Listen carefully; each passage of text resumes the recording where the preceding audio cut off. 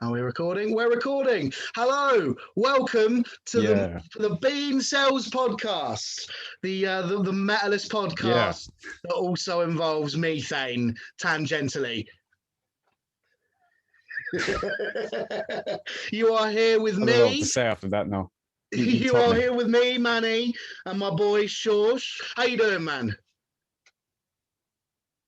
I'm all good today. Just a pretty standard day. Yeah. Just another day there of hasn't been much purgatorial lockdown, right? Exactly that. Exactly. What have you been up to this week, man? You been up to anything particularly metal?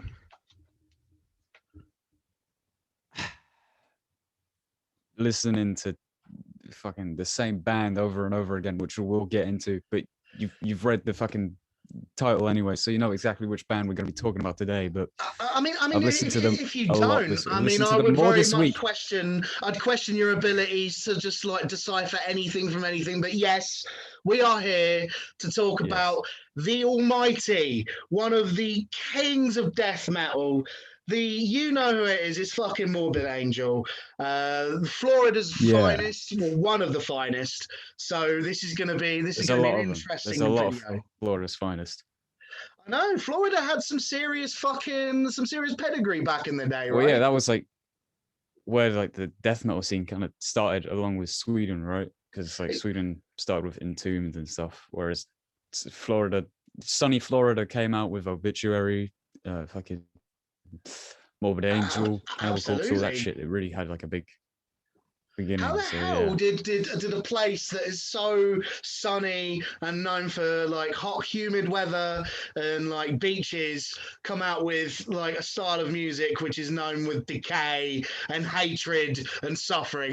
How does that happen, Shorsh? You tell me. Yeah, the occult, all that shit.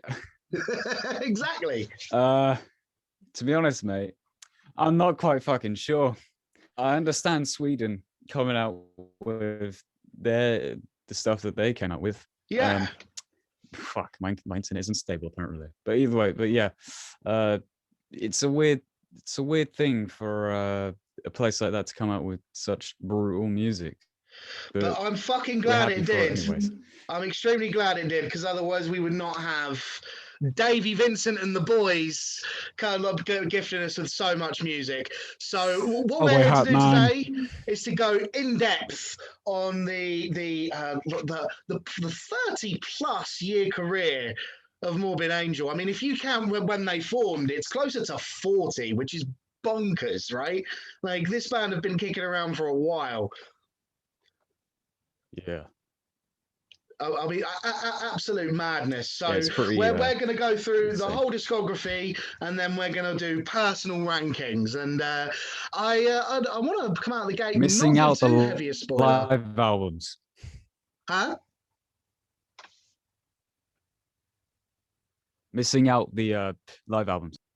Missing out the live albums. We're also my not internet doing connection demos. that shit. Exactly. We're not going to do live albums, the demos, or like B-side compilations or anything like that. We're focusing on the studio output, the main ones. So very famously, the Morbid Angel discography is in alphabetical order, which was completely unintentional with the first two, and then obviously they noticed a pattern and they've just decided to keep it going in alphabetical order. So that should provide some level of ease with keeping track. Not like I need to keep track because I've got it all on my fucking Spotify if I forget, which I just might. You know how bad I am with memory. Even though this is one of my favorite bands, I might just, my brain might decide to conk out. But we've got this. Hopefully we do.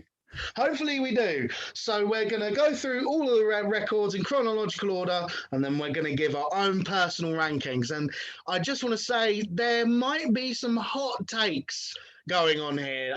Obviously, I think there's a very big hot takes coming in. Big old hot takes. Some very hot, some steaming hot takes. Takes you could fry an egg on. Yeah, exactly that. Yeah, or cook some beans on. Right? Exactly that. Yeah, that's more topical. Exactly. Cook the beans. Don't boil them, because boiling beans is bad. It loses the flavor. Gets rid of the flavor, impairs the whole experience, makes the juice that they come in all watery. Not recommended, but yeah, there might be some takes that might upset people who like to browse encyclopedia and metal them. You know what I mean? So we'll see. Okay, so we're going to start from the beginning at the A, and I just want to say, Altars of Madness might be one of metal's greatest debut records. Do you think I'm right there? Yeah, I would agree. I mean, a band coming out with this album as their first album is like fucking insane already. I mean, from the first track, Immortal Rights, you already know that you're in for something that hasn't quite been heard. It's, to me though, this album is more of a death thrash type of thing. 100%. There's less chunky parts. It's very like speedy, and part that makes it really death is the fact that they've incorporated blast beats and stuff.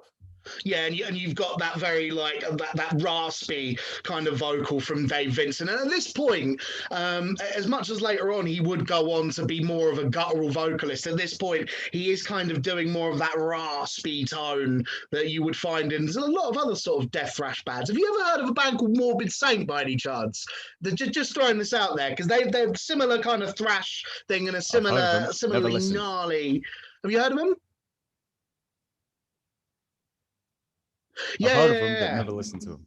Yeah, no, that's sick, but they are a fucking sick band. But there's a lot of bands who are going for that approach, and at this point in time, it's definitely got that raspiness to it. I mean, I love all of the vocal approaches, but it does give this one vocally a very specific character.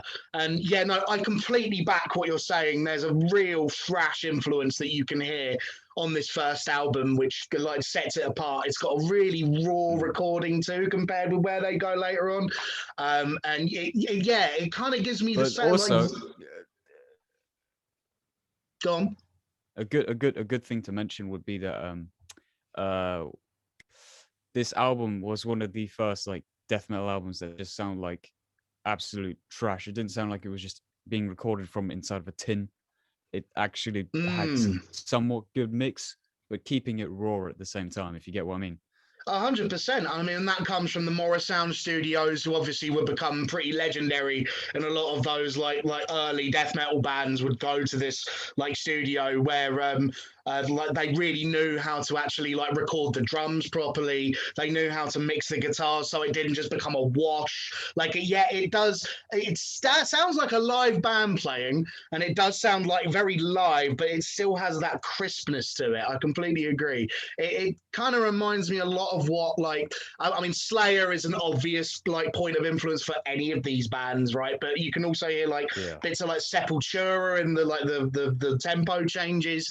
But yeah, there's definitely a bigger kind of a focus on sounding evil and heavy, and it is like still there are parts on this record that sound like fucking like a bit relentless. And I've got to say, the whole thing from start to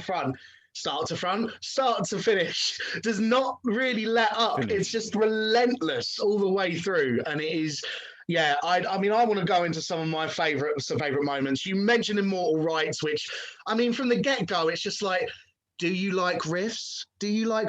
Here's about fucking like, here's about like 20 of them. Riff starts backward.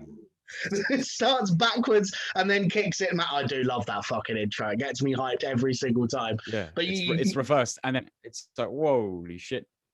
Yeah, it's a thing. It's a thing of true fucking beauty. But I mean, then another one of my highlights is Visions from the Dark Side. Now, you know, I like my black metal, and I've got to say, like the main tremolo riff in this is borderline black metal to me. It's super sinister and kind of icy, and it just it gets me. It gets me every single fucking time. Chapel of Ghouls is basically an anthem. I mean, if you want to talk about, like, I think probably the most memorable symphonic parts as well in it. The symphonic parts on this album, we're going to get later on into where they tried to do a lot of symphonic stuff using really cheesy sounding MIDI like kind of things. But I love the small tracks. Symphonic elements that they do here. They'll accentuate riffs using that kind of. It sounds choral. It kind of sounds like a choir, like the. It just gives it a proper atmosphere. It's evil. Oh, it's fucking beautiful. Is it not fucking beautiful? Absolutely beautiful. There is nothing more I want in life than what Morbid Angel was doing. No, it's atmosphere, and yeah, like I can't believe that this thing is like over 30 years old. I mean, it's nuts. You know what I mean? It hasn't aged like barely any compared to a lot of other stuff that have come out at the time. I mean, there's. If we go like fucking Maze of Torment has some mad tempo changes. I love the tempo switch ups on this album. I think because it sounds so live, when they do them, it just, you know, that band is just fucking tight. It's a thing of wonder. It's a thing of wonder. So it's legendary, it's classic, and to be honest, I can't fault why it is. I mean, in Sweden, you say Sweden was known for its death metal, and in Sweden, this was hugely influential. They reckon that the black metal scene was influenced by the kind of the satanic lyrics that were going on this, and you know, the death metal scene was definitely paying attention. So, you know, absolutely legendary stuff through and through. It's pretty good, isn't it? Yeah, I mean, like we said, for a debut album, this is fucking insanity. I mean, Yes, there's like no bad tracks going. there genuinely is not a weak moment on this. While I would personally argue, and we'll get to that later, that I think like Morbid Angel reached some heights way above what's on this album. I think it might be the only record of theirs that legitimately does not have a single, like, not even slightly duff moment. It is just consistent all the way through. I mean, I can listen to this album. I think it just doesn't have any bad parts because of the fact that it doesn't have shitty MIDI tracks.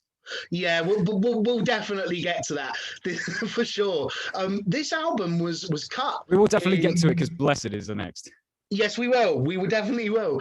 This album was cut in like a week and a half as well. The whole thing was recorded in a week and a half, which is that's nuts. That's what happens when you get a band with this level of like determination and focus. Like, and it's so obvious when you listen to it. Like, this is a band just roaring out the fucking gates in every single respect. It is it's a bit of a masterclass to this day.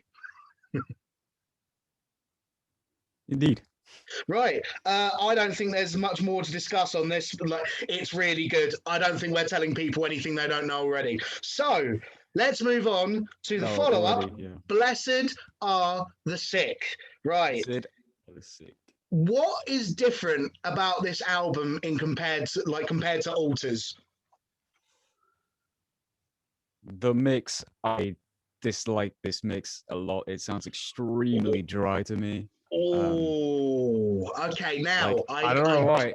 To me, yeah.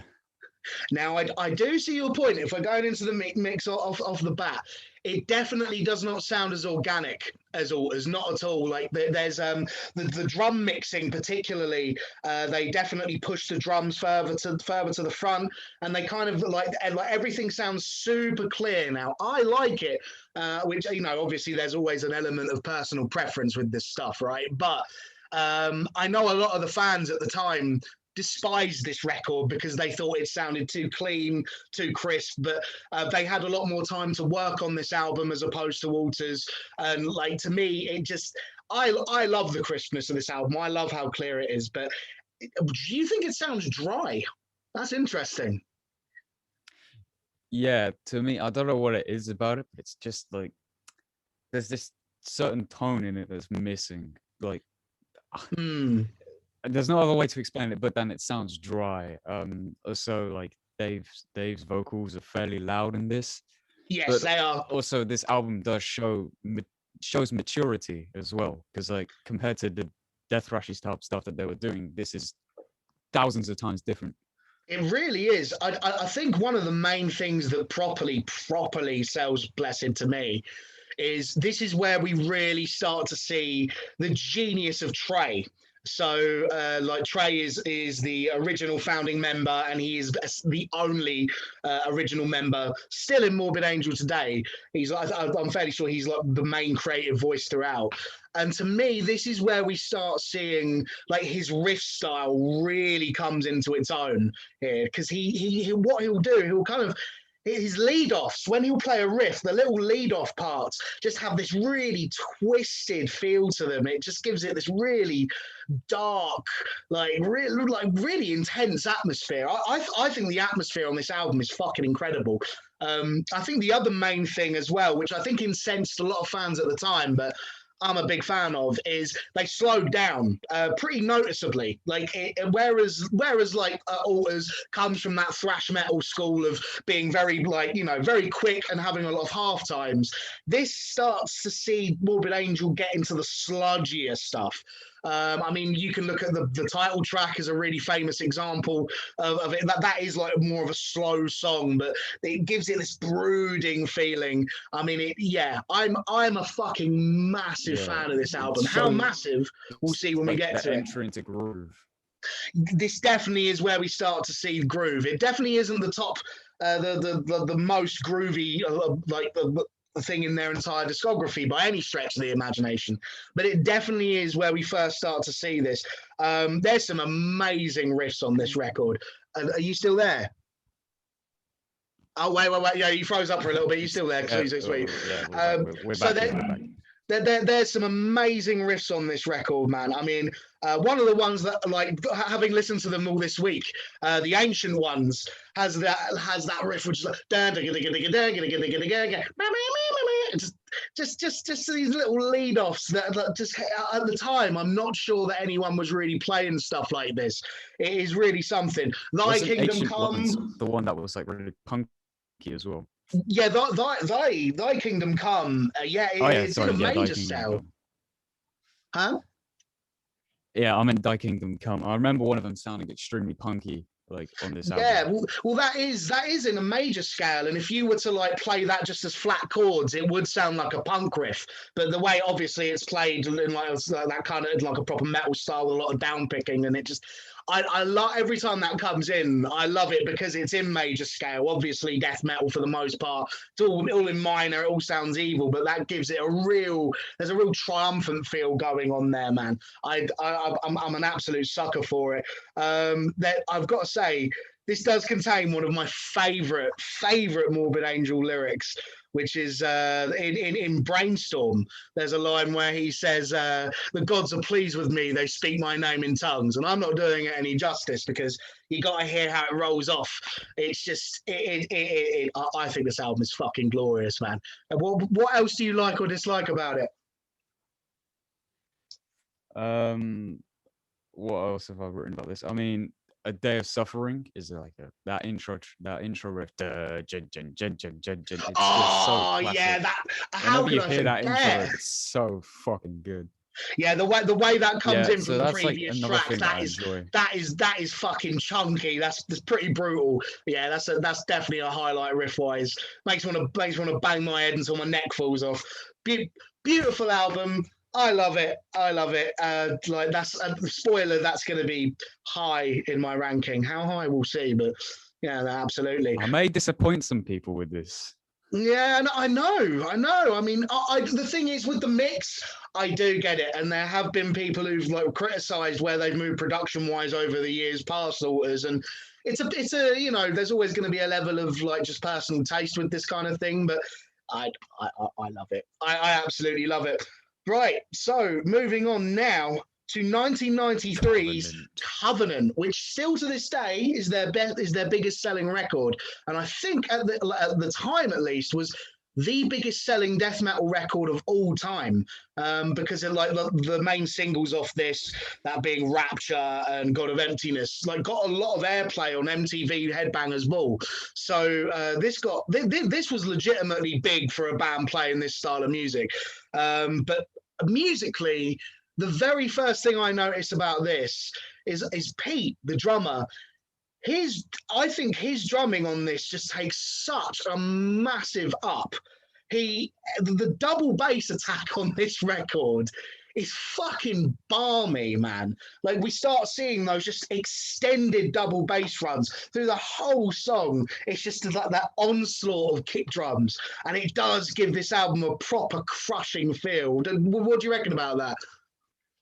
Yeah, this album, like, to me, great mix. As you're saying, the double bass kicks on this album, just they give this whole like wall of sound effect, and they Yeah, just make this great layer for all the other instruments to go over. Which, having a good drummer and having a good drum sound is the main thing in death metal, because everything is obviously held in the drums. yeah, absolutely. And later on, especially when we get into like brutal death metal and stuff, everything is based around that groove on us. And because this album, obviously, with songs like God of Emptiness, Mm. and stuff like that, World of Shit as well, you get these like groove parts where everything is just held into these drums, whilst fucking Trey's doing these weird like chunky grooves. But obviously, after that he's done those, he's giving these like weird ass fucking layoffs afterwards with these weird sounds of tritones and everything. It just sounds Yeah. so fucking evil. His solos as well on this album really do take a step up. Like so in the early days, I think he's taken a fair bit from the Kerry King book of like the wild squealing and the dissonant like fretboard runs. But here he kind of takes that approach and he really starts doing some fucking weird things. Like some of the noises this guy makes are just like it doesn't quite sound of this world. And I feel as though on Covenant we really start to get a lot of that. And there's songs on here as well, which correct me if I'm wrong. You are the guitar man in this equation, but this sounds like an album where there's some 7-string guitars involved. Am I correct? You would be almost correct, but what they've done is they've taken they use sick guitars, Yeah. and they tune them down all the way to A sharp or B flat, depending on which way you're wanting to work. So basically, they're taking Yeah. E flat tuning and removing the highest string and adding a low A on top of it. So it gives it that type of 7-string sound. It would be the same as if you took a 7-string guitar and dropped it down half a step and removed the high string off the 7-string. Yeah, and it's really noticeable on this album because like World of Shit is a really good example. Like the riff on that is just soupy in a way that I love that intro before. riff. Yeah, it's so good. Oh yeah, no, straight in the gut every time. Just screw facing. It's one of those. It's one of the. It is. Yeah, I really do think this is like the heaviest thing they put out thus far. But I have a very personal affinity with this record because it does have, as you mentioned previously, God of Emptiness, which was the first Morbid Angel song I ever heard. I think it's First one I not heard really. too. Yeah. I think it was for a few people, and I don't think it's a stretch to say that that fucking song kind of changed everything for me. I was already into metal by that point, but I hadn't heard too much that you would describe as doomy. So, as I said, this sort of slower trend that they were sort of getting at with On Blessed, you get to A God of Emptiness, and I mean, that song is straight up doomy. Like, it's down tempo. It's got that weight to it. And when I first heard that, I mean, it fucking completely fucked my shit up. I was just like, this is fucking beastly. I don't know what to do with myself.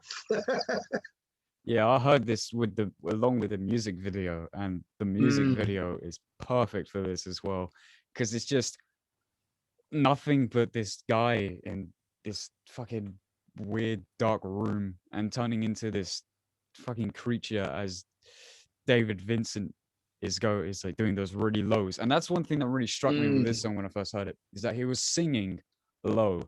He wasn't growling or anything. He was just singing these straight lows, and they sounded so fucking evil. But It was bow great, to honestly. me faithfully. Yeah, it's so fucking good. Yeah, no, Um, I've loved the atmosphere that song creates. it is beautiful. He actually said that he almost got that song in a dream, like he was having a dream, and it was like the song came to him as a vision, which is really weird because even before I knew that, I've always kind of described like God of Emptiness as being like a vision of where Morbid Angel would go next. It does feel as though it's kind of a precursor to what would happen later on with the kind of the real doomy element of the sound. But yeah, this is like pivotal for this band. I think it's pivotal for death metal at large, both for how massive it was for getting like more like death metal scene and in terms of influencing the sound. So I mean, it's a fucking classic, you know. I mean, all like ABC by Morbid Angel, all of those, like everyone agrees that those are just stone cold classics, right? These are the coldest takes imaginable. Everyone knows this, but Covenant, what a fucking record! It is brilliant. So that, and then we move on to away from the classic run onto the next one, which is Domination. So what about Domination, if anything, marks it as being different from what came previously? Well, this one, we've lost all elements of thrash. Sorry, I'm speaking like a fucking English bastard. Yeah, we've lost all elements of thrash on this one. At this Near point, enough, yeah. Just straight grooves. Yeah, and it's like also David Vincent has basically abandoned his growling and stuff. It's more just of like a raspy but low spoken type of fucking vocal, which Very definitely throaty, once again yeah. shows more maturity within this band and evolution. Yeah, exactly. So yeah, that's probably what marks this as a very, very, very different album. So yeah. Definitely the groove element on this. I mean, we really start to see that become a huge part of what they're doing, more so than it has been. And I mean, for me, I know at the time, because you've got to keep in mind this came out in '95, so this is a post Pantera landscape. Pantera kind of the trendy thing in metal at the time, and any band that moved to more groovy territories would just fairly or unfairly is up to the individual, I suppose, but these bands were kind of accused of being sellouts, which I think is bullshit, because Morbid Angel, for me, always had a certain way that they grooved. It didn't sound like they were just trying to ape, like, I don't know, like Pantera or Helmet or Prong or any of these other bands that were doing sort of groovy stuff at the time. There was something really specific with how they would groove. And it's just so heavy, man. I mean, you can look at, the obvious one to go for, Where the Slime Live, is just, that riff is dirty. It's fucking dirty. Definitely feels like a continuation of God of Emptiness. We've even got that kind of that watery vocal effect on top, which Yeah, was kind of used in that. Using effect, yeah. Yeah, definitely. There's a hell of a lot of that. There's more of the double bass attacks. I mean, Dawn of the Angry is fucking sick. But I've got to say, I think my highlight for this record is Caesar's Palace. If we get past this bullshit, if we get past this bullshit little intro, and we haven't mentioned the MIDI yet, right? There is and let's go backwards just for 1 sec. There is the hilarious MIDI bit, just because I want to mention it, on Blessed, which is, if you'll just give me a second, what is it called? It is called Doomsday Celebration, which is hilarious. But we see these kind of MIDI, like wannabe symphonic elements, and to me that one is funny, so I'll allow it. It makes me laugh. But yeah, there's one at the beginning of Caesar's Palace, but once we get into it again, there's that, and this is personal taste purely speaking here, but we get the triumphant feel going on, and it, like, you combine that with the groove. I mean, it's just fucking righteous, man. Yeah, I totally I hate the intro to that song, but otherwise the rest of it's fucking great. If we can talk about songs that could be removed, because there's a lot of songs on Morbid Angel albums that don't need to be there. Hate Work, Dreaming, and Melting can fuck right off. Yeah, no, Useless, I completely useless agree. pieces to this album. Yeah, you could cut those completely, and they would be and nothing of value would be lost. I feel as I hate work might be good, but the fact that they do try and give it that like it's like the machine drum kind of thing, it sounds corny, and dreaming is just terrible. It doesn't sound good. I would literally prefer it if that just was not there. I completely agree. The fact that I can't remember the other one probably speaks like miles of Melting. how useful it is to the record. But overall, man, there's some killer shit on this record, and I do think it does deserve a good bit of praise for what it does do, 100%. So, moving on in our alphabetical journey, we get to Formulas of the Flesh. Now, I hadn't listened to this album in a long time, and I think out of all of them, this one was the biggest surprise to me. I did not remember this album being this fucking good. But Jesus Christ. Yeah, this one, obviously this is my first time ever hearing this album because I didn't listen to much Morbid Angel before this. And this one immediately stuck out to me because it does, you start yeah. up with that first song, which I've totally forgotten the name of now. I'm sure it's It in my is notes, called Heaving but Earth. I can't see it. Heaving Earth, that one. You Yeah. start up with that and you immediately know what the fuck you're in store for, and you know it's going to be a great time that you're going to be sitting here just listening to this Morbid Angel record. It's noticeably more like this album feels as though it kind of feels like a reaction to the slower direction of domination, because when this album gets fast, fucking hell, I think this might be some of the fastest stuff this band has ever recorded. I think it has to be, because there are some blisteringly fast moments on this. I mean, it is like sticking your fucking head in like a jet engine sort of fast. It's intense. This record has some really technical guitar work going on as well. This has to be one of Trey's finest hours as a guitarist. There's some unbelievable solos on this. I think this might be my favorite Morbid Angel album for solos, possibly. Yeah. Talk about Trey. Good thing to mention is the song. Wait, is it Chamber of This or? Sorry, yeah. Fuck. Totally forgot what I was going to say now. Nothing is not. That's the one I'm thinking. Yeah. The ending to that song where they just use the same type of riff, and there's no vocals at this point. It's like a whole 2 minutes of just them evolving this riff, changing the drum pattern, changing the guitar patterns, and it just. Normally, I hate songs that drag on, but I think them having dragged that song on was perfect. They needed this because it just shows this like great imagination that Trey would have for such like great songs just for the outro. It's fucking amazing.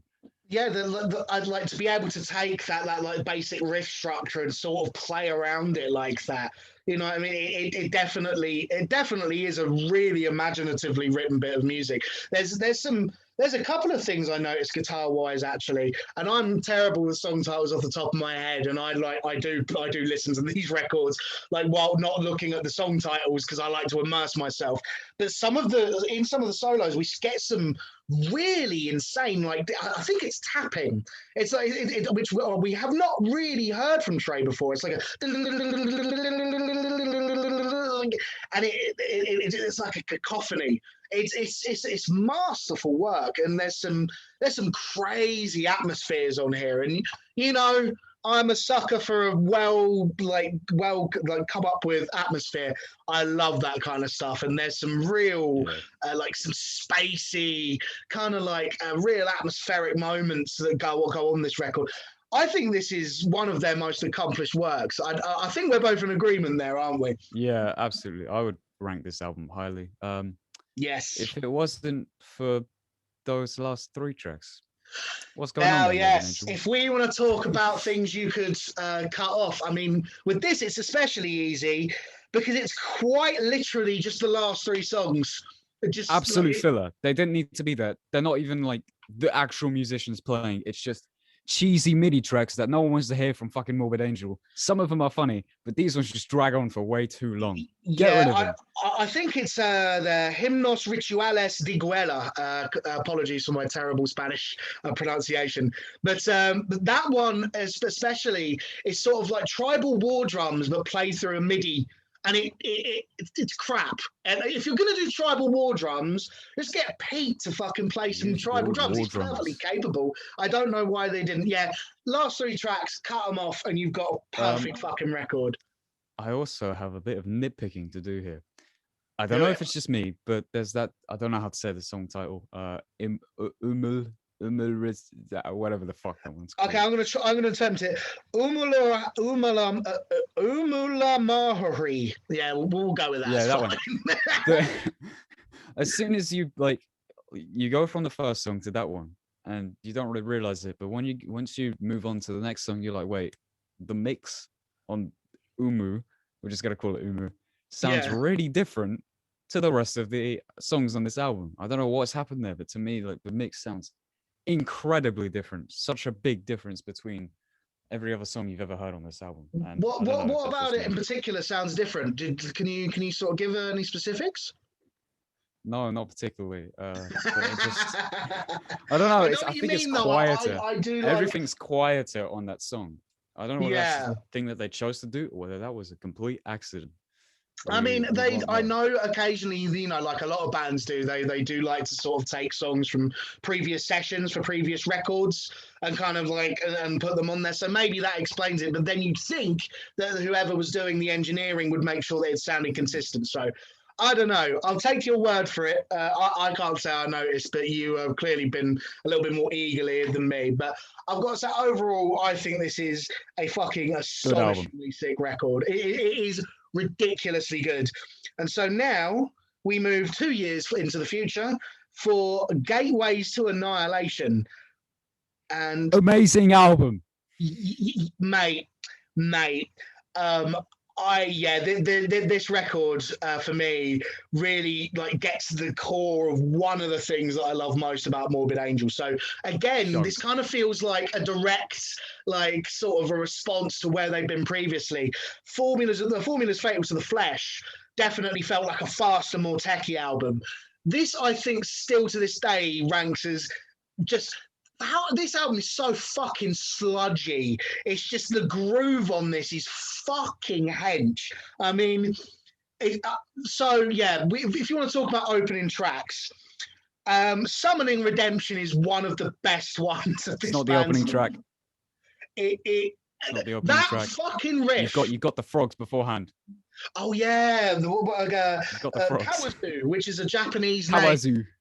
Yeah, which is an ancient Japanese word for frogs. We've got the little chirping, and then we move into Summoning Redemption, which is that fucking riff, man. Jesus.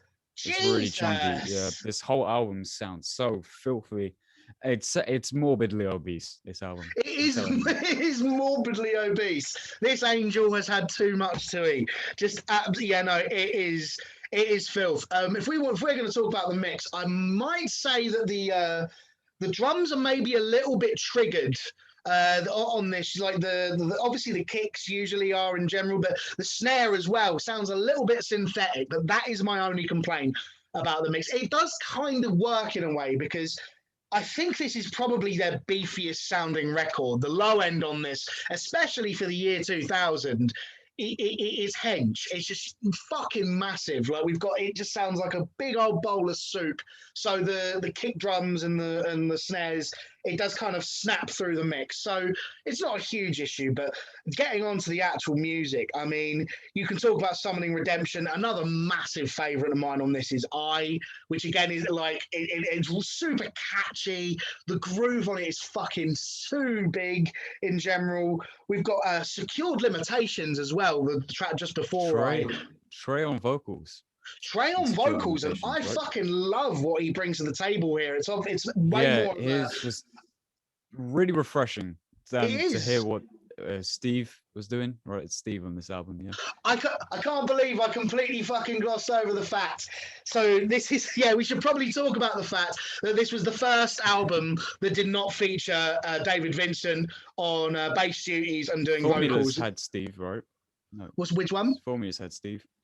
Formulas had Steve. Had Steve Yeah, as well, right? yeah, that's what I meant. So Formulas had Steve in the mix on bass as opposed and doing vocals. And that's a continuation on here. Like, I can't fucking believe I just missed over that. I got too enthusiastic. I missed out the yeah, but yeah.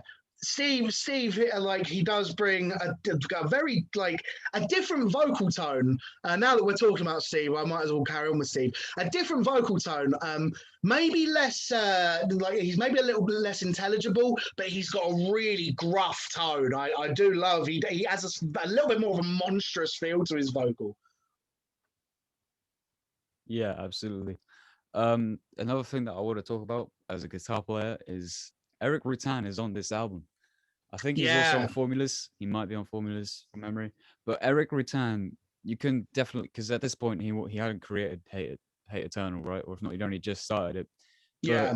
You could tell he was a budding metal guitar, death metal guitarist, and something good was coming from this guy. I know he doesn't write the music, but the way he fucking played it, Jesus Christ. You could tell his style was gonna be good. Yeah, he does. I mean, I'm not sure how much of the writing he did in terms of like sort of writing out riffs, because obviously I know Trey is kind of like the man in charge when it comes to actually writing down the riffs. But yeah, like he definitely brings a precision to things. I mean, whenever I do think of Eric Rutan, I think like his picking and it is so intensely precision based, and he gives it that. Yeah, there's a lot of very complex things going on this record in terms of guitar playing. Some fucking mad solos. Which one is the one with the really good? I think it is Opening of the Gates has a really good solo off the top of my head from memory. Yeah, there's some fucking amazing solo moments on this, but the riffs, those grooves, man, that sludge, the soupiness of it all, it's like soup, it's like a swamp.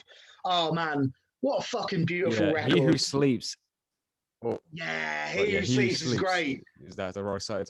That one is so fucking chunky. I remember when I heard that and I was like, what's the song title to this one? I need to mention this. Once again, Morbid Angel being morbidly obese angel. It's so fucking chunky. Just from that first note, you know this song's gonna be sludge. Yeah, it's just it will step on your dreams. It is like it's like a titan. It's like fucking Godzilla wading its way through Tokyo and just fucking eating skyscrapers. Beautiful stuff. Wonderful. And so we move on to 3 years in the future, the H album, Heretic. So we've got a trend now talking about the mix first up. And I'm going to say, especially with the way that I was listening to this, where I'm like checking out the albums in chronological order, this mix is a big step down for me from what would happen previously. Do you agree? As you said, the mix is poo. The mix on this. Yeah, the mix is absolutely terrible. It's really noticeably thin. There really is a lot lacking in the bass, the low end department. It just doesn't quite have the same. Yeah, and the thing is, like, I don't want to dismiss the material on here because there's some really nasty stuff going on this record. It actually has probably my favorite interlude, which is A Place of Many Deaths. I think is like the atmosphere on that is serious. I love some of the stuff. I think it's Beneath the Hollow has a certain riff sort of towards the midway point. I think it's Beneath the Hollow, where like we get some really intense trem riffing, which just sounds really twisted in that classic sense. Enshrined by Grace was the single off this album, and only fucking Morbid Angel could put something that heavy out as their lead single. It would like that is quite funny to me. But yeah, this for me starts to see a slight decline in quality. We're going to get onto the infamous declining quality soon, but I actually think the seed had already kind of been planted here, unfortunately, which brings me no joy to say. But you mentioned filler. This A record, lot of filler. there's Ends with filler. it ends with a fucking great big load of filler, and I'm not including the addition of the album with the bonus tracks here. I'm just talking about the one that ends at Born Again. But even then, again, there's 3 or 4 tracks which just don't need to be there. And even as much as I do quite like A Place of Many Deaths, is it essential? Probably not. And I mean, there are some songs which I like while they're on, but I can never quite remember them when I'm just trying to think of them while I'm not listening, you know? Yeah. To me, this album kind of like, as you go through it, it declines a bit. I mean, obviously, once you get right to the end, it's fucking, there's no point in listening to it. They made an album that's an hour and 5 minutes. That's including the bonus material. It just didn't need to be this long. Really, No. I got bored. I just got so bored listening to this whole album. Yeah, I agree. Unfortunately, it's not their finest hour. Yeah. Right. Is that all that we have to say? I hate that we've been so negative on that, because there's some great fucking moments on that, but I think that is it. So moving on. Moving what everyone on, hates. We move on to what has been referred to as Morbid Angel Saint Anger by some people. Illud Divinum Insanus, which famously brought David Vincent back into the fold. He came back for the album, so the hype for the album was extremely real. And he was sort of doing press beforehand, and he said this was going to be a very different Morbid Angel album. What we got was essentially a Morbid Angel album that's very influenced by industrial. Now, on paper, industrial Morbid Angel, fucking count me in for this train ride. I like me a bit of industrial. I think that there's a possibility that this could have been good. But what we get is it's a misfire. Do you agree this album is a misfire? Yeah, I mean, I think I'll save the controversy until we start ranking shit. But okay. Definitely, I don't think this is what people were expecting when you hear this, especially with tracks, the ones that everyone hates, such as like Destructose versus the Earth. That one's cringy as fuck. Then you got Too Extreme, which terrible, and also spawned one of their worst t-shirts, the fucking one that has Morbid Angel on the front and then on the back, Extreme Music for Extreme People. That's like the edgiest thing you can have. It makes you seem like a fucking scene poser kid, and it's really annoying that such a good band would come out with such shit. Honestly, pisses me off so much.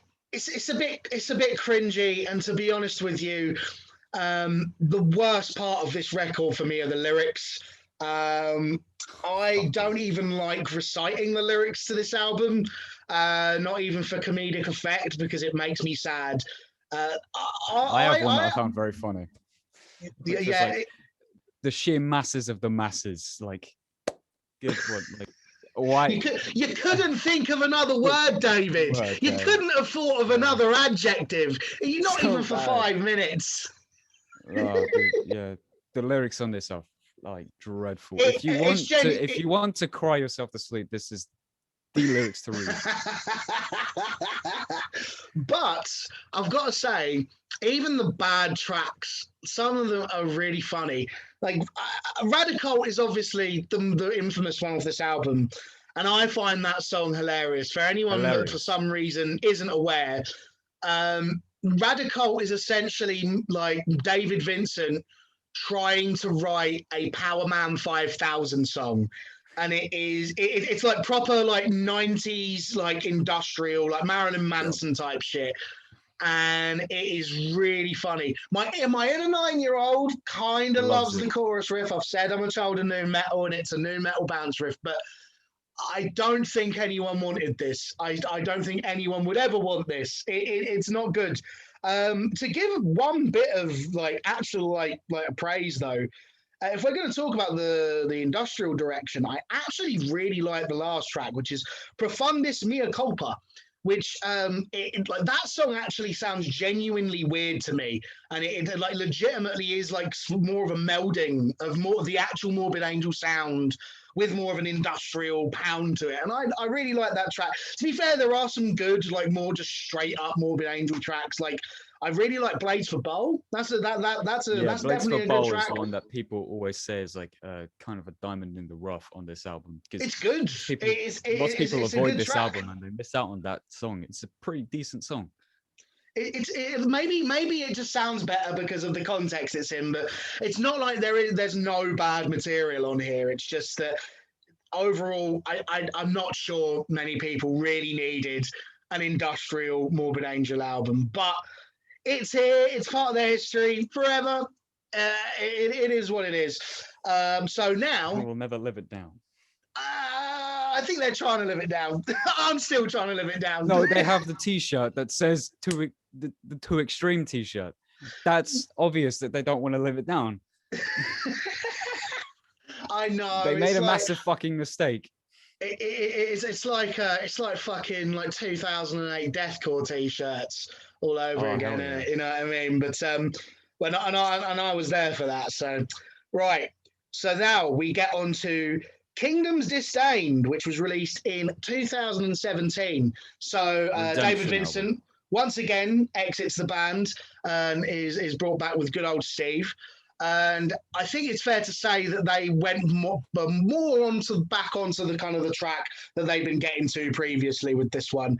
I really like this album while it's on, but I've listened to it twice, and I really struggle to remember anything off this record when it's not playing. How do you feel about that? Well, I'd agree. I think there's like some parts of some songs that I can remember. But yeah, no, to me, this is just them realizing that the album they'd done previously was a mistake, and they thought, we just need to give something to people that makes them think we're gonna come back in a better way. It's a redemption, back, but it's not the strongest redemption they could have done. To me, I mean, I know I've said so much bad shit about mixes on each album, but like the mix on this is awful. Everything sounds so buried. You can't really pick much out from each one. When you can hear the guitars, it's for like a 9-second solo where it just does weird noises. Yeah, it's not the best thing. Yeah, I'm not quite as harsh on the mix as you are, but it doesn't, like, things don't pop in the same way. It's not quite as bad as Heretic, where it sort of feels like the low end doesn't really exist.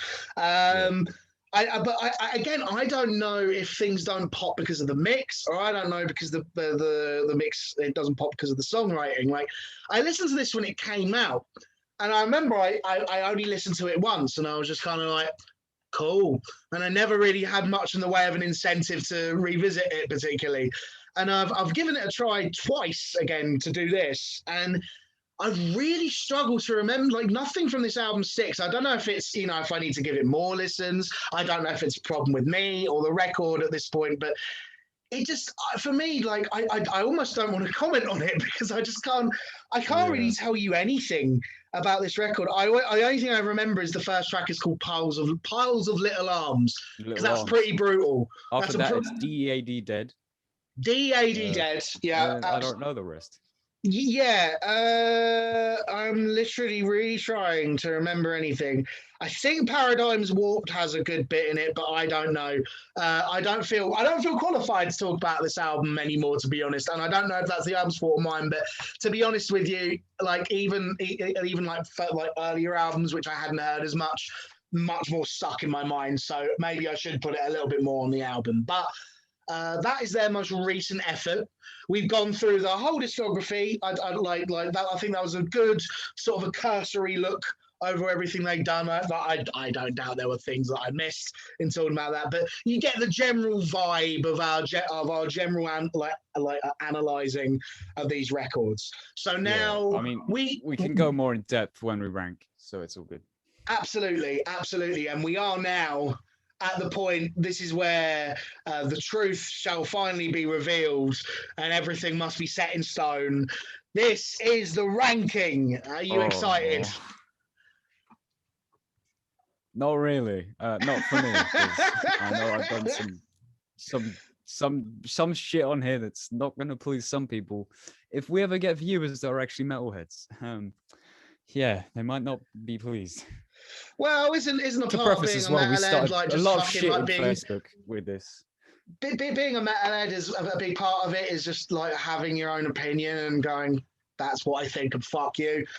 So if you disagree with my ranking, send me yours. Don't bitch about it. Don't be that guy. Yeah. We started Okey a whole Morbid Angel rant in Facebook on our shitty opinions all the time. Like all of a sudden, everyone was talking about Morbid Angel and unpopular metal opinions, all because this guy they were. stole my ideas before actually listening to the albums. I did. I decided to be a shit posty little fucking goblin because it was funny, and it was quite funny. I managed to get some opinions. I like being a shit lord. Right. Okay. So we move on to the big business. So we've got a whole amount of 9 albums. So we will start from the bottom, going upward. Right. Yeah. Okay, all right. I'm going to start off, and even though I did want to place something here that would get some buzz going, I was going to put Heretic here initially, but I read over the lyrics and I couldn't fucking do it, man. I could not put an album with lyrics this fucking shit anywhere other than the bottom, even though it has some redeeming moments. In a Divinum Insanus, the coldest of cold takes, but I think this is their worst record, in my opinion. What do you reckon? I disagree with how bad it is, but it's definitely bad. Definitely bad. Definitely a terrible album. I wouldn't say I'd ever listen to this if I ever wanted to, but I listened to it for a cheap laugh. So, Yeah. Is there anything else you want to say before I go on with my number 9? No, you carry on. All right, my number 9 is Heretic. Why? Because this album bored the shit. Yeah, I said I didn't like this album. It bored the shit out of me throughout this entire thing. I can't pick out much from this aside from like the drum check, which was the only thing where I was actually like listening properly. Because I found it funny when the producer was like, "Give me your kick drum," and so the dude just goes doom with his kick drum and then just starts fucking blasting and shit. And it was fun to listen to because it was a time where I could actually hear drums in full depth without missing out on all that bass. So, yeah, I don't know why I found this album extremely boring. Way too long. It didn't need to be an hour, guys. Come on, get some scissors. Yeah, Cut a I good agree amount with of that this part. out. No, completely. Well, I think you explained your point well enough. It isn't particularly memorable, whereas Iliad kind of is for whatever reason you may think. Yeah. My number 8 is Kingdoms is Disdained. I feel weird putting this low. I feel weird putting it this low, but like I said, I have to be honest with how I feel at the time. And I just can't remember fucking anything from this record. You said the same thing about Heretic. For me, there are parts of Heretic that I can really vividly remember. I just can't. I can't do it with Kingdoms. Maybe it is a tightly clustered. It's too dense for me to pick apart. Possibly, I'm not like unopen from the idea, but for me, it has to go this low because I just can't. I kind of just feel as though a cloud has washed over me and then it just leaves. There isn't anything that sticks in my mind too much. What do you think about that? Yeah, I agree with what you said, but personally, I'd say like it shows that they could redeem themselves, even though it's like the crummiest of crumbs they could throw down at us to sustain us. But like, it is a pretty crummy crumb. Yeah. What is your number 8, mate? My number 8 is Lid Divinum Insanus. Right. This is where I will probably, because I ranked this over Heretic. Why? Because I found myself enjoying this album more, not because I thought they were very well written songs. I understand most of these songs are fucking terrible. Yeah. The lyrics are a good thing that you talked about, but I just laughed all the way through, and it was like a good amount of laughing that I haven't had in a good fucking while. So it made me feel good. And So I are you listened to it saying again, that in a sense, and it still made me Iliad laugh. Divinum Insanus is kind of like the room of death metal? Yeah, basically, yeah. If you're a horror fan, The Room and Yeah, Illa no, Divinum fair enough. Insanus Fair is the enough. same thing, Fair enough. and that's why I think it's more memorable than Heretic as well. I could pick out parts mainly because it's all terrible and fucking hilarious, and my attention was more on it than where I was with Heretics. So there's my absolute biggest hot take I will have probably ever done in a good while. Well, we'll see. We'll see what the internet masses think of that. We'll absolutely Yes. leave a comment below and tell us what you reckon about that, if anything. Moving on, my number 7 is Heretic. I do have to kind of like basically just completely bring up all the stuff that you've already said about this. It's as much as there's some good moments here, that mix is crap. There's a lot of it which does not need to be there. There's a lot of it that doesn't need to be there, and there's a hell of a lot that they could have done to make more of these songs really stand out. I don't hate it. There's stuff here which I will listen to again, and I have listened to again. But it's definitely not the greatest in their canon. But I think we have said all that we can say about Heretic. So you tell me, what is your number 6? 7. Yeah, that one. Yeah. I put Kingdom's Disdained here. I mean, I've already said my opinions on this, but it's like, it's a crummy crumb, Yeah. and they're just trying to feed us on something that's not very good. But honestly, I'm kind of a sucker for straight death metal stuff. I'm Yeah. basically obsessed, if you can tell from what's behind me and stuff. But Never could have guessed, mate. no. But then again, this one's a bit weird. Cattle decap, Cannibal Corpse, like poster, and the 200 stab wounds shirt. Yeah, I think he might like death metal. It's just an inkling. I don't know Maybe. why. But yeah. So this one was just a lot more death metal, even though like it's hard to pick out much from this. But Steve's vocals on this, I will say, I actually quite like his vocals on this. They sound fairly fucking fierce. In my opinion. He's definitely taken like because with a lot of harsh metal vocalists, age can really like start to rag at their voice, but that like again he always had a gruff approach, so age really suits him. He sounds more like ruthless. I will actually agree with you there. Also, I think another thing that's very death metal is marathon double bass throughout this entire record. Yeah, like pay your drummer.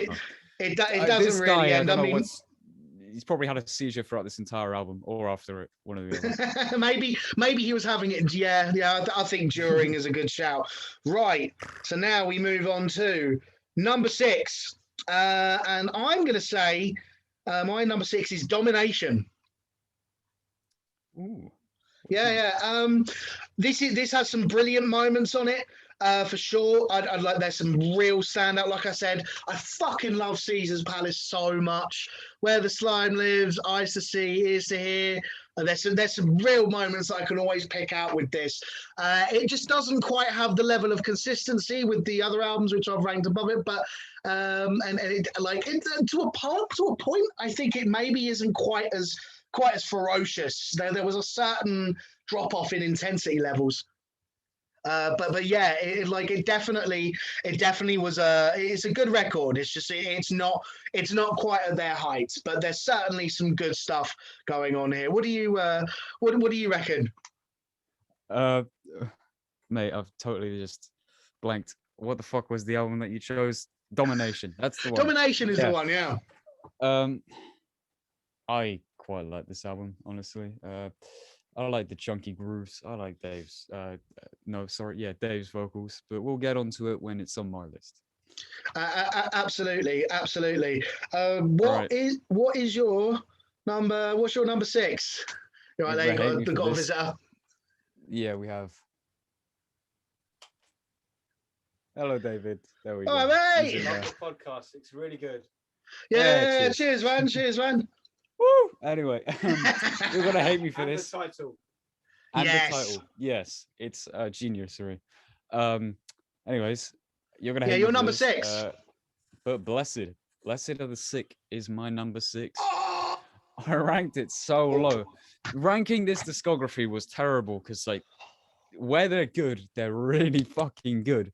But there's so much good stuff that it's just hard to fucking choose. Yeah, And there's yeah. just, you've got a nitpick to be able to know which one you want above the other. You really do. I just dislike the mix. It's Yeah, it's I really think. dry. And the thing is that like it's not like I'm just with this mix. It's not like I'm just like, don't fucking get it. You're weird. Fuck off. It's not one of those kinds of. I do understand, but like I've said before, I really like the kind of the atmosphere the mix brings on this. Yeah. What else? Also, what do you like about the record though? What allowed you to place it as higher above? I mean, one of my favorite parts, funnily enough, is Unholy Blasphemies, which is a weird title because being a blasphemer is already unholy. So I don't think you need to like really put that in. It's like, yeah, I think that's the whole point of blaspheming there, pal. But because I read the lyrics to this album, the best Lovecraftian entity, in my opinion, which is Yog-Sothoth, right?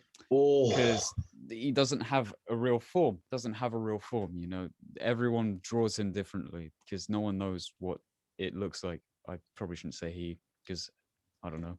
I feel like it's like a formless, shapeless. Yeah. Yeah, so I definitely like that they gave some love to Yog-Sothoth. I mean, the lyrics on this, definitely when they first started going into the Lovecraftian type of like gods lyrics. Yeah, like Sumerian kind of entities and mythology. Yeah, for sure. 100%.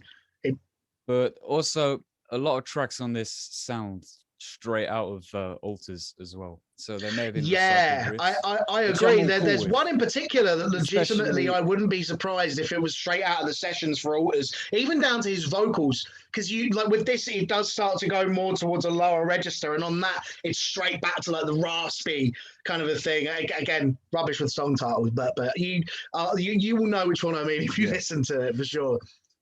Also, as you said, Thy Kingdom Come is very fucking like a breath of fresh air because it's major. It's not just chromaticism and minor like descents. It's all in major. And if you were to like play it in a classic Green Day fashion of just it would sound exactly like a punk song. Or because I said Green Day, but I don't like that band, but you know. Fair enough. I thought that was a breath of fresh air. I like Insomniac by Green Day, but that's kind of heavy though. For Green Day standards, it really is. But we're not here to talk about fucking punk rock. Right. Okay. Anyways, yes, that was my number 6. Your number 5. Let's hear it. My number 5. I feel as though this might get a similar reaction from you as your previous one did from me. My number 5 is Covenant. I can. You sick motherfucker. Now, to be fair, what you were saying about ranking getting hard, this is the point of the whole thing where, like, if you'd have asked me this question yesterday, you probably would have gotten a different response. This is where this shit started to become fucking nails for me because I love Covenant so much. Covenant is amazing, but for me, it's not even like there's any points of this record which are particularly weak. It's just that the highs of other albums or the attributes of other albums that rank it higher just make it stand out more in my mind. This is still like for most, if like 9 out of 10 death metal bands were to put this album out, this would be the best thing they'd ever release, right? It's an incredible fucking record. One of the best in terms of just pure drumming. It's intense. It was like a massive step up for them in terms of intensity and complexity of songwriting. I mean, it is what it is. I fucking love this record. I love the vocal delivery. The lyrics are great. There's some insane riffing going on, and it has fucking God of Emptiness, which has such a special place in my greasy rotten heart. But Here it must be. It must be here. Unfortunately, I know that might make some people sad, but Honesty is the best policy. absolutely, we're not here to fucking bullshit anybody, right? We're like that's Even not if what it's we're about painful on to the. swallow sometimes. You have to accept it, Exactly, exactly. So, tell me, what is your number 5? I put D for Domination as my number 5. Fair enough. Why? Um, Once again, it's just come to the thing where there's a lot of good albums, and it just had to be what did I find myself enjoying more. But I definitely really enjoyed this album on my first listen through. It was on my third listen through where I was like, yeah, but I think I prefer other stuff over Yeah, this. So, yeah, but I definitely absolutely. I know loved what you it. mean. Laid down a groove. Yeah, Fucking maturing as well in the vocal ranges, sorry. Uh, fuck. David maturing in his vocal range and his yeah. like No, he style of definitely, he vocals. definitely does try out Um, some new stuff on this album. You know what I mean? yeah, Which are but like like, some of the things that put it down for me is the 3 bad tracks: Dreaming, Melting, and Hate Work. I don't know which yeah. one it is that has those weird like twinkly chords. That just sounds like a fucking bard song from I Skyrim or think that's something, but dreaming, isn't it's it? terrible.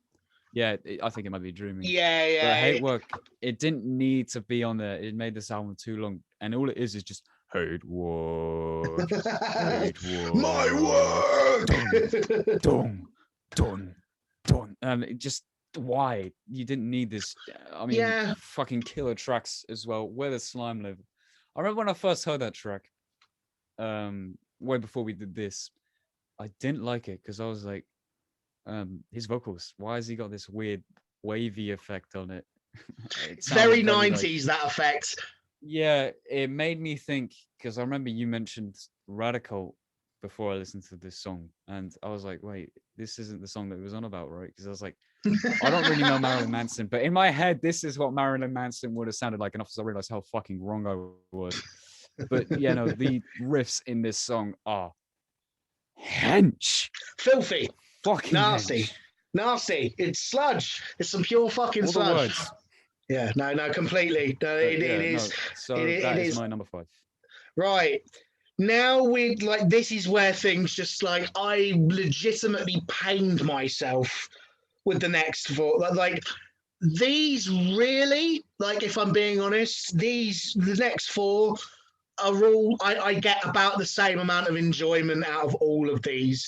It's just a case of personal preference and the sort of things that really just wind my gears and do it for me. But my number 4 is Gateways to Annihilation. I almost can't believe I put it this low because I fucking love this record. But I like legitimately like at one point in time I thought this was my favorite one. But yeah, it is so astonishingly heavy. The groove, for fuck's sake, it is just it's just weights. It's just headbang central. If you don't headbang to this album, check your fucking pulse. I'm not sure you're with us. It is the groove element Well, of we this don't trust record you is if you don't headbang. no, there's something going on if you're not headbanging to this, or you've got a neck, like something wrong with your neck, which I'll accept. But the weight of this record is undeniable. For me, like I actually think like a lot of Steve's like lyrics on this are fucking super great. It's got the low end is nuts. We get some really wicked experimentation going on both with the guitars and with the vocals as too. It's just this is such a good time. I don't think I'll ever get bored of it, but unfortunately there were some albums which I think usurped it somewhat, but we'll get to that. So tell me, what's your number 4, Shosh? My number 4. I don't know whether this one's a hot take as well, but Autism Madness is at my number 4. Ooh, now, I don't know about around these parts, but I know for a fact in some circles that is an extremely hot take. What is it that puts Autism Madness at number 4 for you? This was where there was a lot of swapping, by the way. In these Yeah, 4 to number 1, I had so much swapping. I had no idea what the fuck I wanted to, like, where I wanted stuff to go. But I think I know it's the first cut was definitely a very deep cut, yeah, and I think it just falls down on me for being too death thrash. I know I Is enjoy there such thrash. a thing as I too enjoy death thrash, but thrash? it's like I don't know. I enjoyed the other. I mean, I put it higher than the more groovier stuff. I mean, there's still groovier stuff to come, but I don't know, man. I definitely enjoy songs on this. I mean, Immortal Rights, as we brushed over before, that Mm. intro is just great. What else is here? Like, also, it's definitely an album that you can tell they were in their youth because Yeah, it's something very 100%. new, but like taking because a lot of the Florida scenes and first death metal bands, they had a lot of thrash influence, like Scream Bloody Gore, um, fucking Eating Back to Life. That's very thrashy as well. Yes. But you know, we're not here to talk about the whole history of it. But otherwise, there's one bass part. Ah, fuck.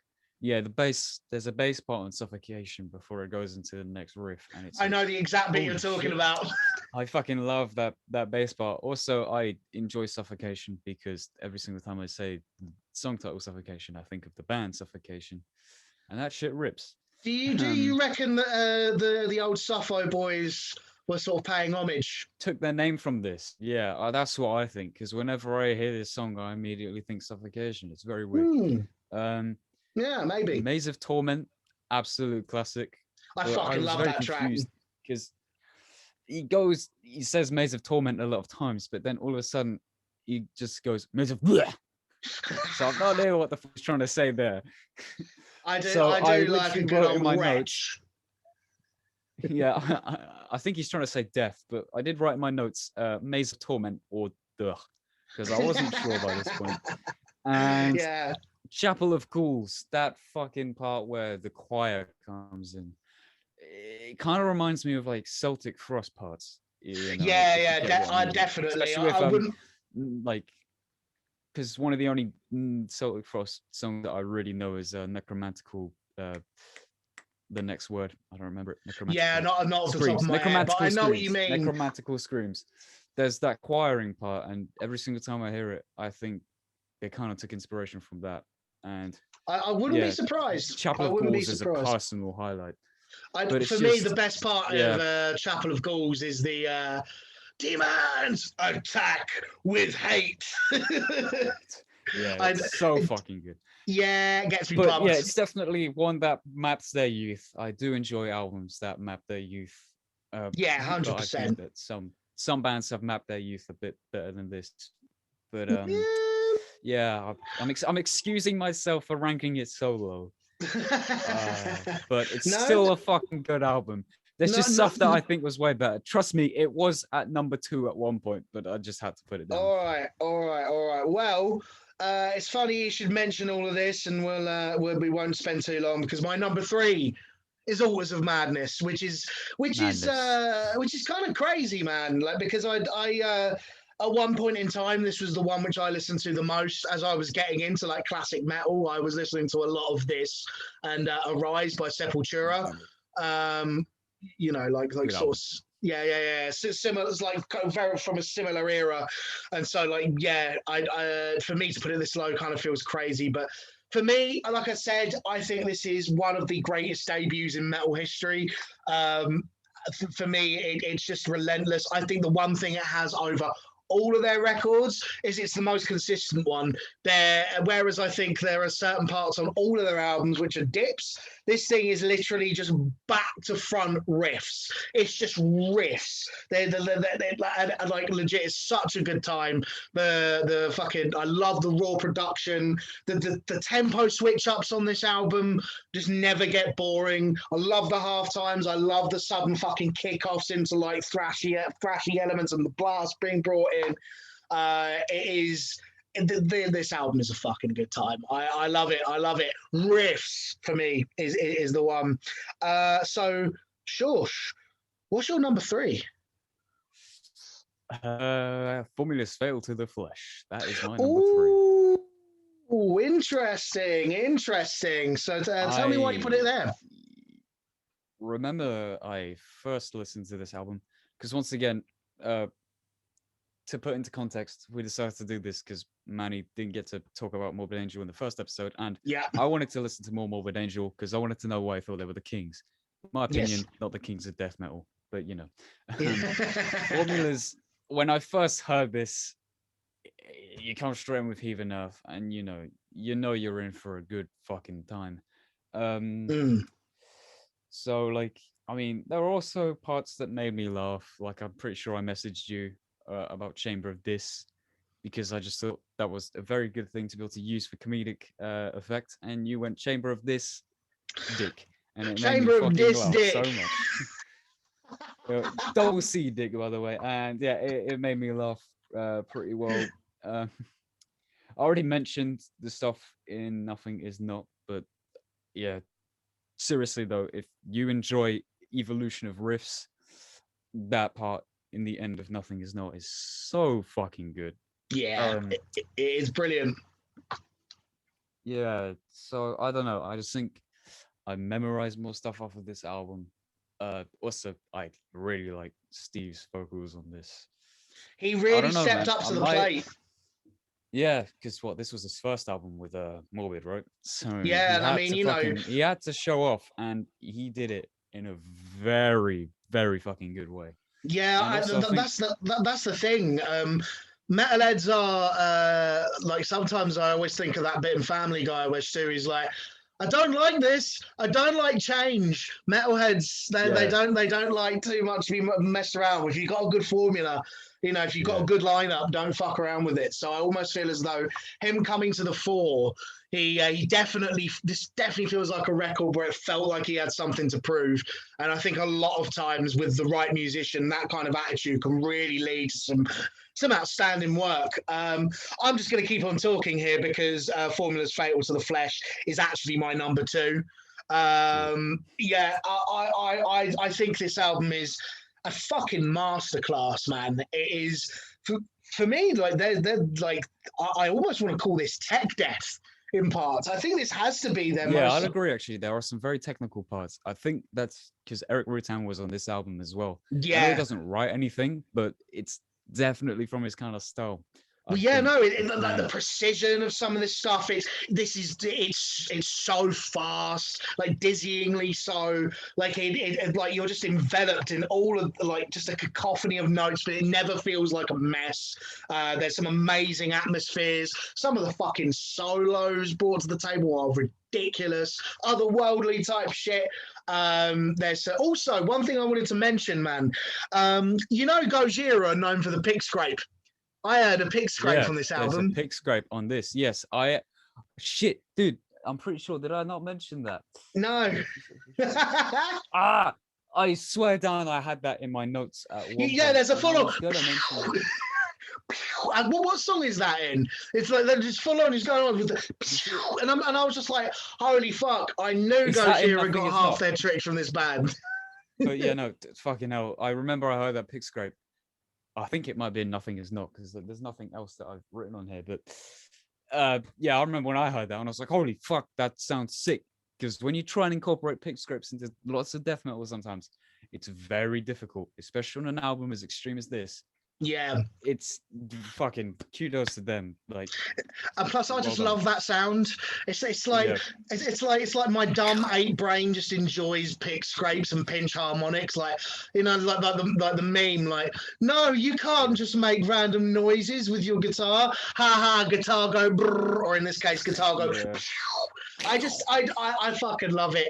But yeah, there's some real wizardry going on, just musicianship wise, and they just create a different fucking world entirely. Also, I want to kind of shout out to this cover.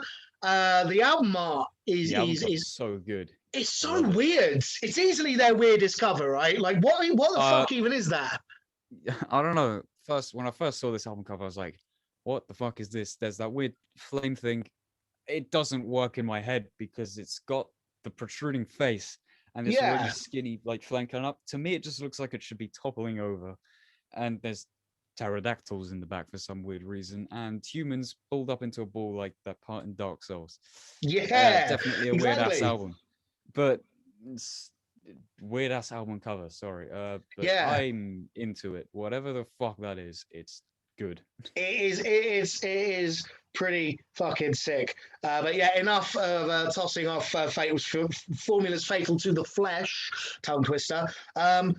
What's your number two, mate? Gateways to Annihilation Oh, is my number two. I think, yeah, okay, that reveals. Okay, yeah, gateways, Yeah, that gateways reveals. of annihilation. Yeah, no, what made you put this at number two? First of all, I'm French and I like frogs, but I don't eat frogs. But frogs are cool, so I definitely like. That's such a fucking far stretch of a joke. I don't eat frogs, but because I'm French, frogs are cool. They are So pretty I cool. like the fact that they incorporated them as a musical part in this album.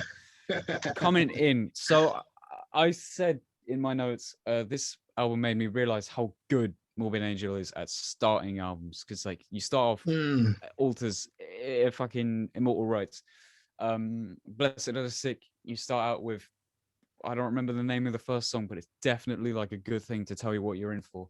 Yeah. Covenant, you start out with Rapture, right? Yes. So that's like a very good indicator to what's going on. Formulas, you start off Heaving Earth. I'm gonna hurry up.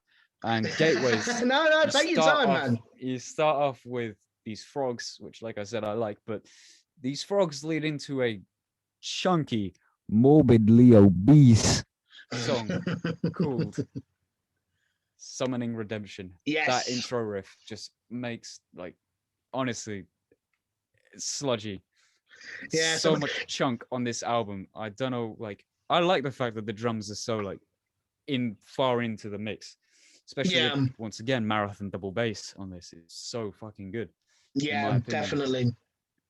But then like what else have I written about? I said before, He Who Sleeps is very fucking chunky.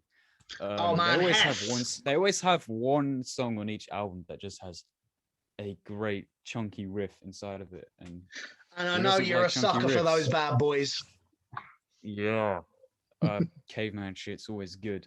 Oh yes. Also, fucking when Secured Limitations came on, I mean, it comes on after Opening the Gates, which is a great track, and then you fucking have Secure Limitations, and it starts out with the vocals from Steve, but then all of a sudden Trey starts doing vocals. I was like, whoa, why are these vocals so high?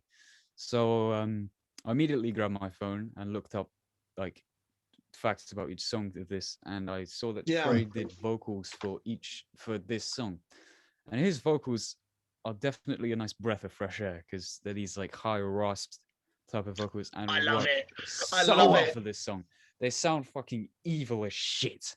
So yeah, it's definitely a great thing that they have done there. Yeah, no, he's got really good enunciation too. You can really make out what's being said. And it's kind of like reminiscent to Deicide, although in Deicide it's more lows, but the highs are layered on top. Here, it's lots of highs, but the lows are layered below it. And it just sounds fucking evil, man. Nasty. 100%. So yeah, that's my number two. All right. Your number one. Which I don't know what it is actually. Oh wait, no. So my number one is Blessed Are the Sick. I'm just fucking with you. You fucking should be, because this album is ridiculous.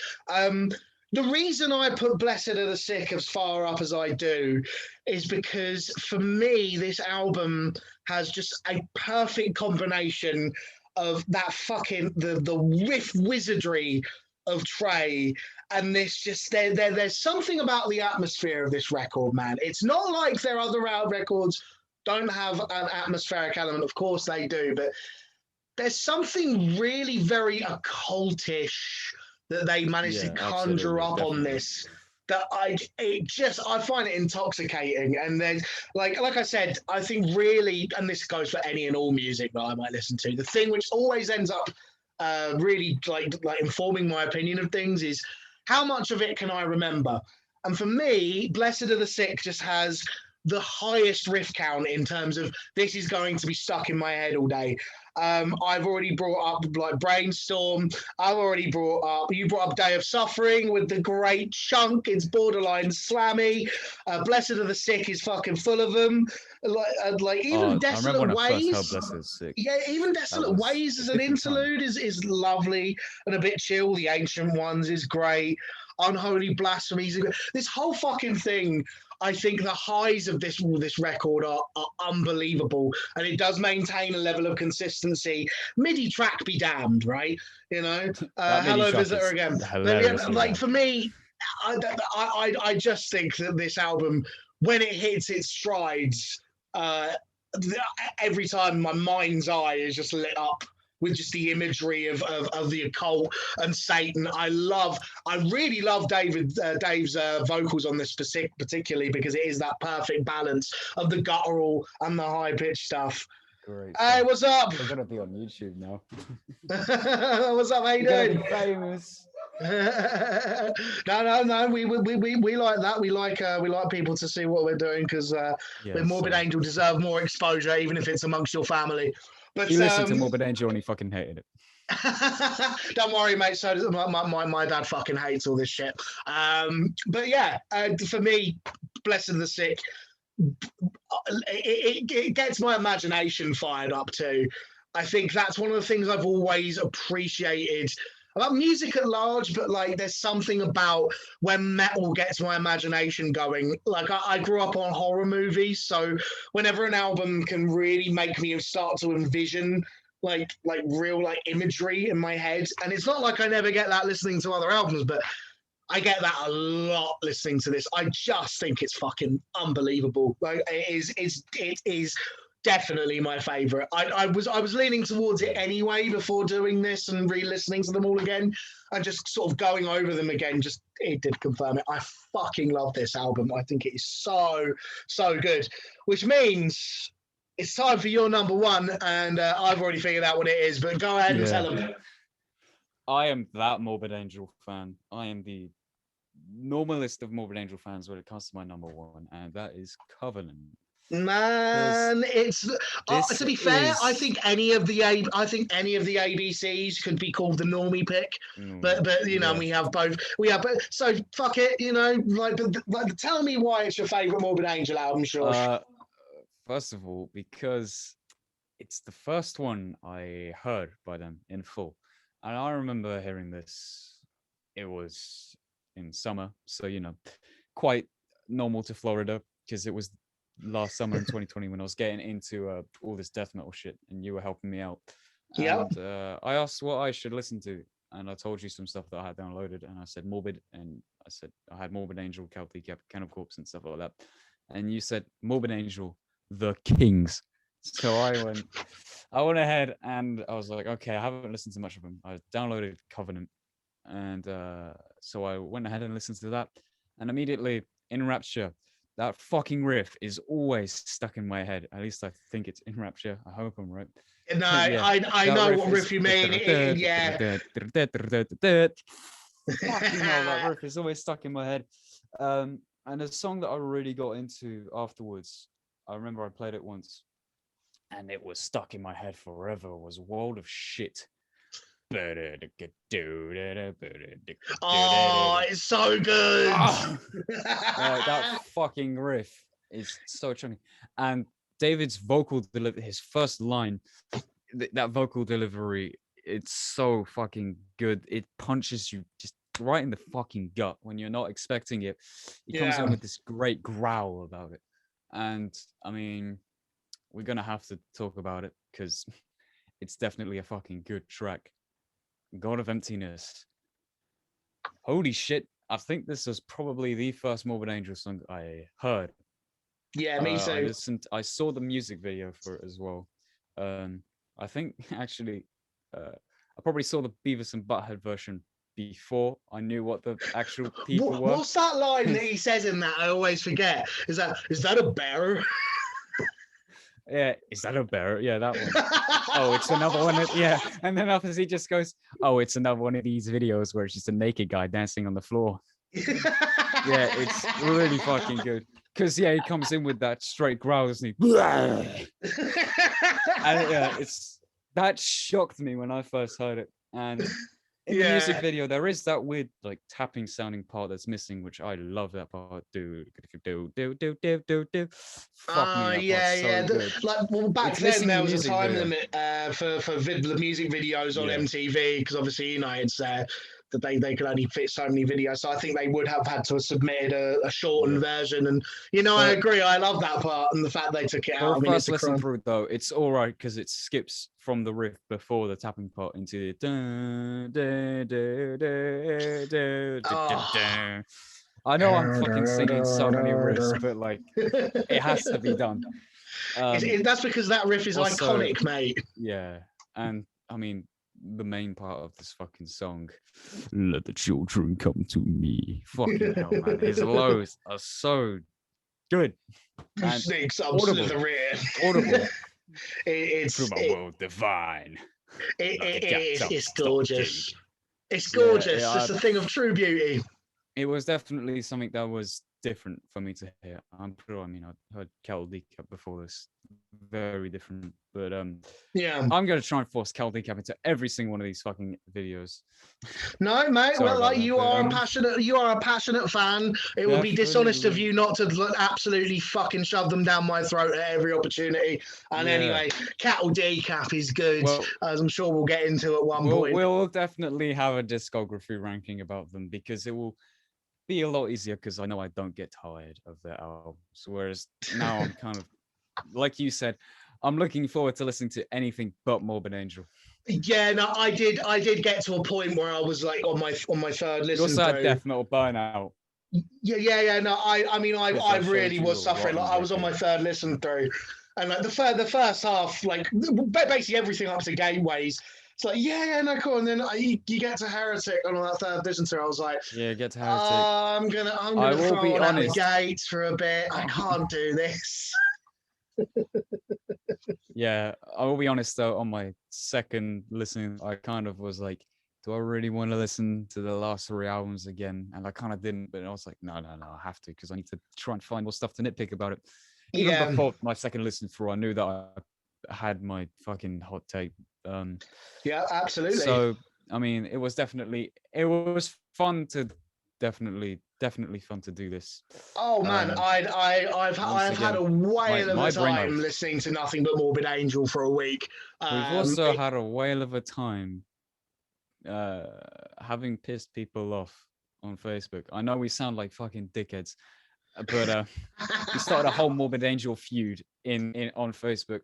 We did. Because like I said at the beginning of this episode, we might as well talk about it now because it's quite funny. It is very funny. I'll let you say. Well, essentially, we were sort of like having a back and forth, like sort of talking about things. And you said to me, like, man, I actually think Heretic is better than Ilias. And I was just like, oh, yeah. No, the other way around. Ilias is better than Heretic, dumb brain. And I was just like, ooh, I don't know about that. And you're like, well, like that's actually memorable. It's like a good time, even if it is because it's shit, whereas Heretic is just boring to me. And I always, sometimes, especially in lockdown, it is quite funny to shit post. I must admit, I am occasionally very much guilty of just stirring up some shit on metal Facebook groups. So I went on one in particular. I think you've already said the name, but we'll leave it. I went on one and just basically regurgitated your opinion just because I thought it would be funny, even though I hadn't at that point gotten around to listening to the actual album, re-listening to. Yeah, so I was being a complete shithead. You said afterwards, you were going like, "Oh mate, I'm listening to Heretic right now, and I'm really enjoying it. I wish I hadn't posted that." I was like, well, mate, you've kind of fucking put yourself in deep shit right now. And it's like, that should have been your post. Why did you let me do this? And yeah, so he got pissed off at me for doing that. But yeah, we definitely got some people who didn't take quite kindly to it. Also, though, there were a lot of people who agreed, you know what I mean? Because I do think that there is something to that. There was a guy who said that he really enjoyed it. Lud the Venom and Sanus, actually. He said he ranked it pretty highly. But I mean, we also started a it whole does. Morbid Angel feud. It does, it's the same as to go back to the Saint Anger kind of crossover. It's the same thing. There are people out there who defend that album, and there are people out there who defend Saint Anger too. So I'm all for people having their actual own opinions and not just being dragged along by the herd. I do, because sometimes, I mean, I do find that in metal circles a lot of the time. It's like people just immediately go, "Oh yeah, the classic albums. Those are the ones," and then like those are the ones which you're just going to listen to. And sometimes the classic albums are the best ones, but I think one of the things that happens very often is I think that sometimes later on a band does things that are just way more interesting, just better in general, which people don't pay attention to it because they still listen to those classic ones. But yeah, I was a shithead. I said something I didn't even really mean to be a shithead. But you have my full disclosure. Spawned by someone else's post. No, within the context of this video, dear viewers, I am. This is my actual opinion. So there will be none of that here. If you want to see me talk shit and wind up a bunch of geezers with Celtic Frosts, fucking like patches sewn into their battle vests, I love pissing off those guys. So maybe catch me on Facebook being a tit, although I'm probably not going to do it once lockdown's ended, because it is something that I'm doing just to whittle away the hours. Yeah. But that was the Morbid Angel official Bean Cells podcast ranking. How do you feel? I mean, at this point, I'm kind of accepting what's to come to me if any metalheads ever find our podcast. But you know what? I'm ready for it. Bring it. I will fight till fucking death. Maybe you can prove to me why Heretic is better than Illudivinum Insanus. But the thing is, a lot of people talk down on Illudivinum Insanus. So I've heard a lot of opinions. Yeah. So you probably can't change my mind at this point.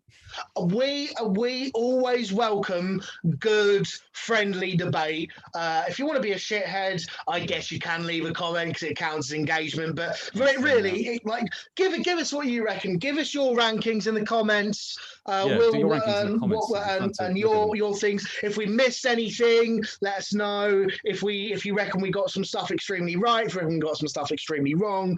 Tell us what you reckon. I'll be in the comments discussing with you. And yeah, no, man, I've really enjoyed this. We will be back next week with a different form of video. We're still deciding on what to do, but there will also be more discography rankings in the future. Give us some ideas for videos, maybe. Give us some bands you want us to talk about. I'm open to any and all things. With still early days, we're doing this for fun. We like talking with people. We like discussing like bands. Maybe we won't talk about death metal next time. Maybe we'll talk about some fucking Japanese power metal. Who knows? It's all up for grabs. Oh, sick. Yeah, let's about power metal. I'm definitely really into that. No, I'm just kidding. You can't say you hate an entire genre, but I'm more into power metal now than I was. In fact, I'll tell you what, right? That at one point, I'm not saying this will be the next episode, but at one point, it'd be good for us both to try and get into power metal. Maybe that might be a good idea. No, that's not a bad idea. When lockdown's over. No. When lockdown's over, we're just gonna record ourselves listening to a bunch of power metal bands, and that's all that the episode. Sick. But not next week because I don't want to do that yet.